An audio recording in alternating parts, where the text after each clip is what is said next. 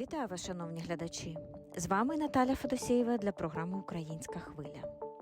В українських селах та містах, як от в Бучі, Ірпені, Ворзелі, Маріуполі, Чернігові, а тепер і в Ізюмі на Харківщині, які ЗСУ звільнили від російських загарбників, документують жахливі злочини російських окупантів. Правозахисники збирають докази цих злочинів, щоб потім передати їх до Міжнародного кримінального суду. Поль Робітай, квебекський політик і членкиня Національної Ассамблеї, розповідає сьогодні про своє перебування в Україні в травні цього року з метою розслідування воєнних злочинів, скоєних російськими військовими. Hello, Paul.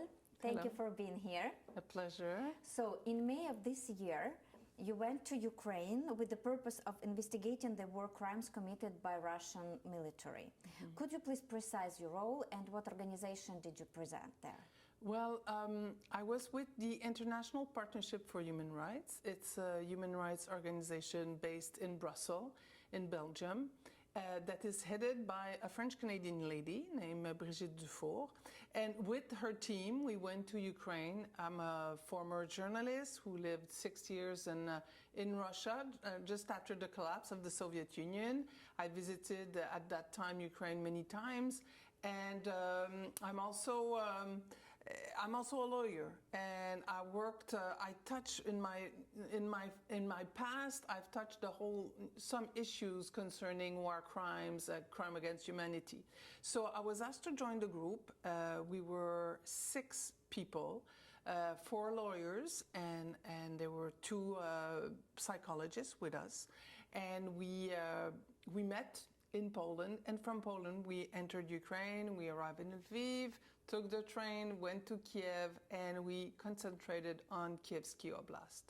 So could you precise which cities did you visit there? Yes, well, we went to Bucha, we went to the suburb of Kiev, but we concentrated on a little village called Kutezhenka, that was maybe an hour from Kiev, and we spent a good week there, and it was a laborious work because we wanted to reconstitute what happened when the Russian soldiers invaded, when they lived there. They installed their encampment for something like 5 weeks in that region, and in that village specifically, what did they do? What happened? How did they instigate fear? How did they dominate the population? That's where questions we wanted to know. We also wanted to know which units were there, if we could find information on who was the officers who were present over there. And we started our research, and we found out that during the first 3 days, there were in this little village of 400 people, around 400 people, they killed 6 persons in the first 2-3 days. And the modus operandi was always the same.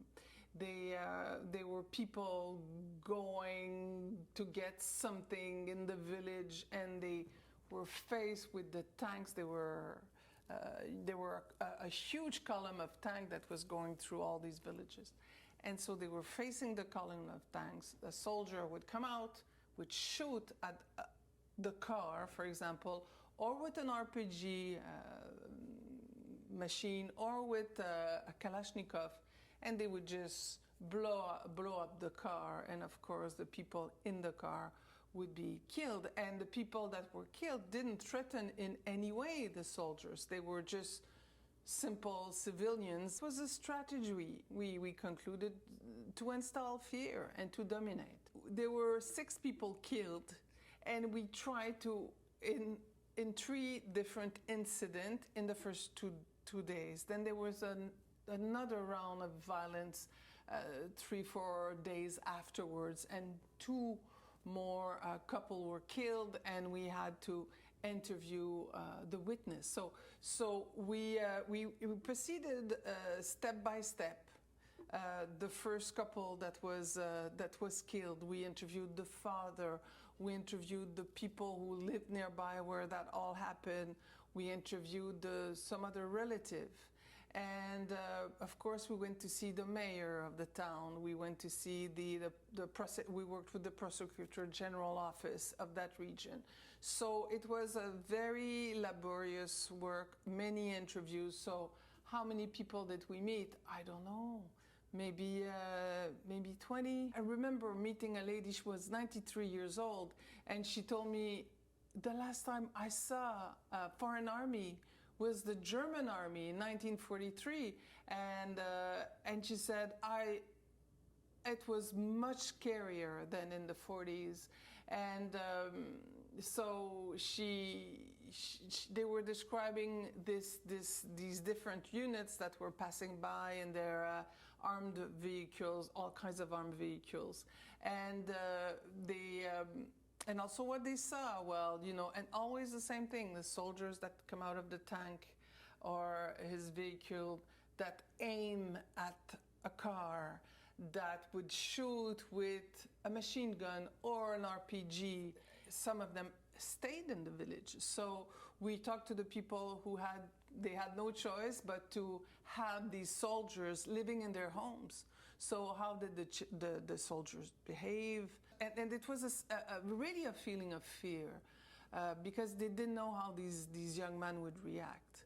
And they were, in the village where we were, they were violent during the first few days, but then afterwards there was a certain calm, probably because of the fear of the citizen.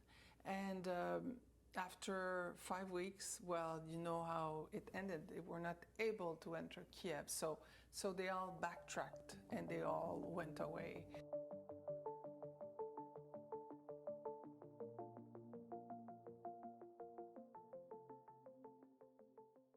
I remember Olga. She lost her husband. She was with her son. He was 4 years old. And the son was always smiling, was always playing. And she was there with us, and she told us that they knew the troops were coming in, and so the troops were actually penetrating the village, and the husband took her and her child and the grandparents, and he went to hide them. They find a place where they were safe, so he drove them to somewhere safe. And then after he said, afterwards he went to buy water, food, and all of this. So it's on his way to the center of the village that he was killed. And she was not there. She didn't see where he was killed. She saw the body, though. Afterwards she went, and she had no choice but to identify the body. And she was very strong when we spoke to her. After they killed her husband, that Russian unit, they were not, and the strange thing is that it's the Russian army, but they were not Russian, they were from Dagestan. They took her house. There were maybe 20 soldiers who took her house and the little house near the main house, and they stayed there for 5 weeks. And so she couldn't even go back home, if she could believe. And they left all the T-shirts, all the food. They didn't care. It was a mess. And so we saw that the T-shirts and the unit was written on the T-shirt, so they were from Dagestan. Everything appears to be war crimes because they were not soldiers, these people that were killed. They were just simple citizens. But can we say that it's genocide of Ukrainians committed by Russians? Is a very strong possibility. But to plead genocide, to conclude to genocide, there's things that we have to determine, you know. Was there a pattern, something systematic to truly destroy the identity of a people? To destroy the living of a people, of a nation. And of course, yes, there are these killings that were obviously crimes of war, but was there more than that? We saw in Mariupol that they destroyed a theater. Sometimes they want to destroy what's the whole history of a village. But to establish genocide, We have to look at the whole thing all together and to come to and to describe and to establish that the pattern is there.